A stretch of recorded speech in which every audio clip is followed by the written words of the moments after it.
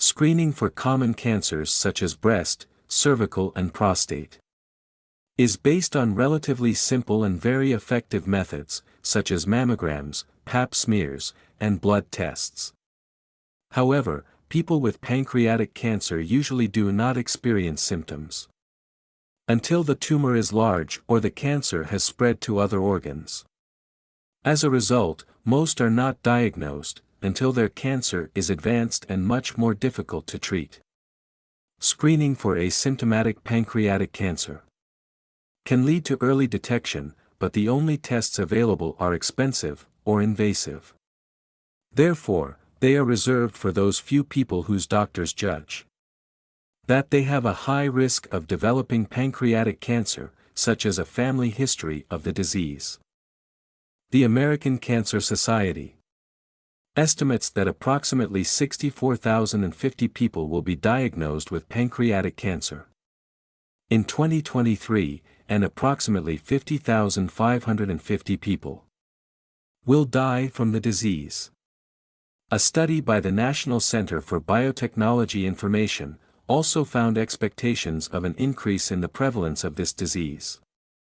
Now, researchers at Harvard Medical School and the University of Copenhagen have developed artificial intelligence that can identify which patients in the healthcare system are most at risk of developing pancreatic cancer, based on medical records alone, and sign them up for screening.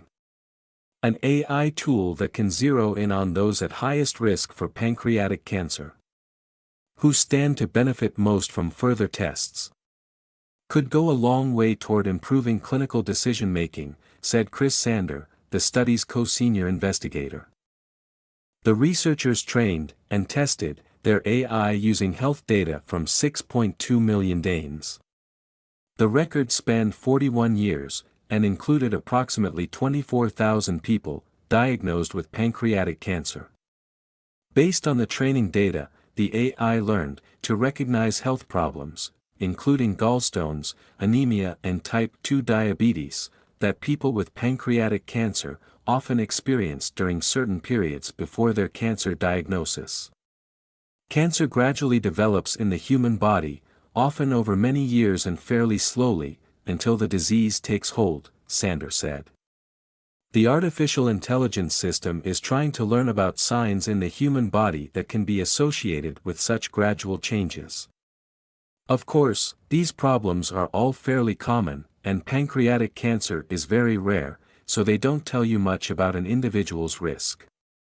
But AI appears to be able to identify patterns in health events that are not easily detected by looking at patient histories.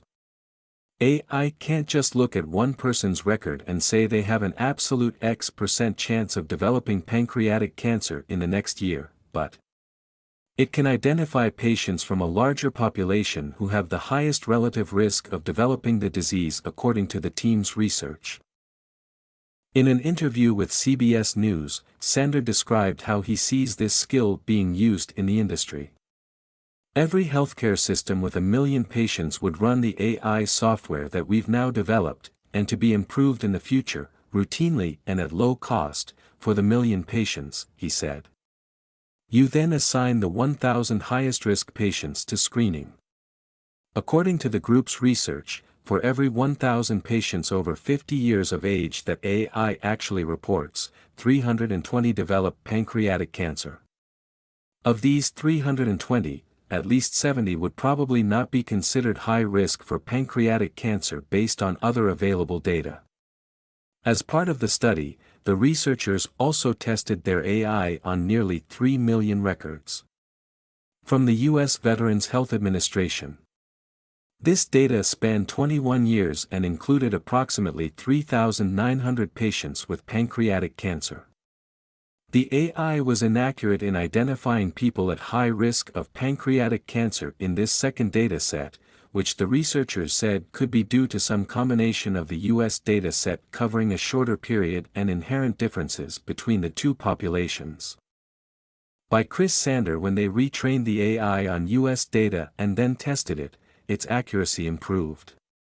This suggests that the accuracy of the system depends on whether it is trained on robust local data before being used as a screening tool, which can be a barrier in some areas. AI needs a lot of data to train, Sander said. Access to different locations is not easy, as patient information is and should be confidential.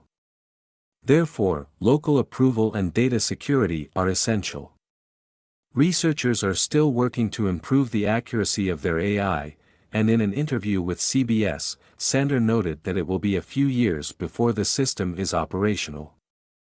However, he is optimistic that it could revolutionize the detection of pancreatic cancer.